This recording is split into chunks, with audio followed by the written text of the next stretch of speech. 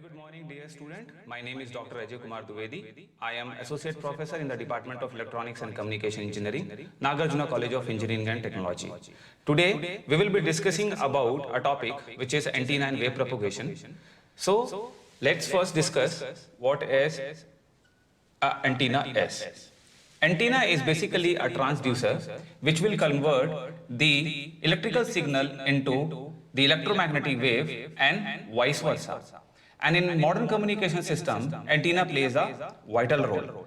To achieve this, we have different designs of antennas, which is available in the form of different shapes, sizes. And today's communication, when we talk about 5G communication, so there are various antenna designs that is being designed according to the need. So let's first talk about the basically the radiation pattern of an antenna, which how it will be transmitted. So there are two things. First, that we talk about the broad side of the antenna,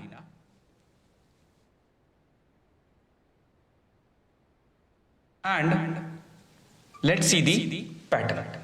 The pattern which we can see, it's basically a coordinate geometry system, Cartesian coordinate geometry system, which is like x, z, x, and y. So the main beam, which contains the maximum power, suppose it's theta equals to 0 degree, and in x-axis we have phi equals to 0 degree.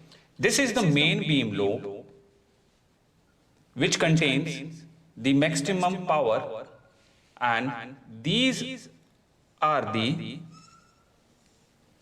side lobe,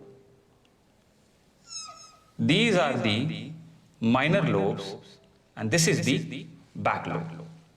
We have an axis adjacent to the minor lobes, and this is basically which is giving at minus 3 dB is the half power beam width, and this axis is known as first null beam width. So what is basically half power beam width is? The beam which containing the maximum power in the broadside direction when theta equals to 0, and when we get the half of the axis is known as half power beam width. First null beam width is the angular beam separation which is between the main beam and the side beam. From here we get the first null beam width. And what is the relation between first null beam width and half power beam width is? Half power beam width equals to first null beam width upon 2. Now we'll do the nomenclature. This is the main lobe. These are the side lobes. These two is the minor lobe, and the back side is the back lobe. To get the maximum radiation, our main lobe should contain the maximum power, and the side lobe, or you can say the back lobe, should be minimum to the for the antenna to operate it in a broadside direction. Now let's talk about the various parameters related to the field zone. It is being classified into two categories. The first category are the near field pattern.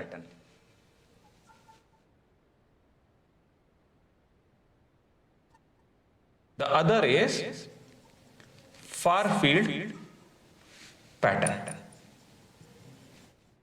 What are near field pattern? The field generated near to the antenna surface are classified into near field pattern.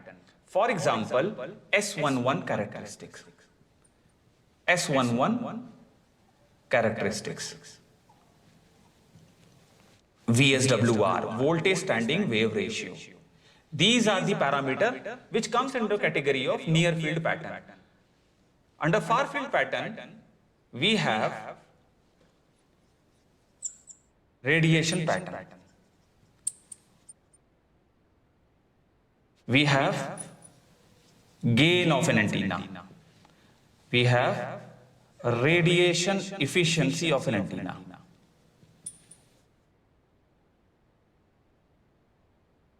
Based on these two types of field pattern, the characteristics of antenna is defined. Let's talk about the polarization of an antenna. What is basically polarization is? Polarization is defined as the graphical representation of the electromagnetic wave into the space. So when we talk about polarization, the polarization is being defined by three categories. The first is circularly polarized wave. The second is elliptically polarized wave.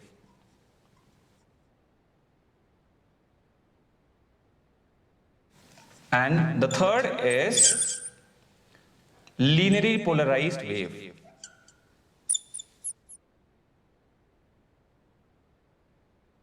When the wave transmits in a space, it has two components, in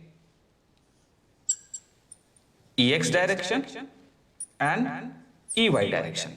When the angle between the EX and EY is 90 degrees to each other, we say that the waves are circularly polarized wave. And in case of linearly polarized wave, the angle between EX and EY will either be 0 or 180 degree. In case of electrically polarized wave, the angle is arbitrary as well as the phase. There are two different conditions to get the CP behavior. First is the angle should be 90 degree, and second is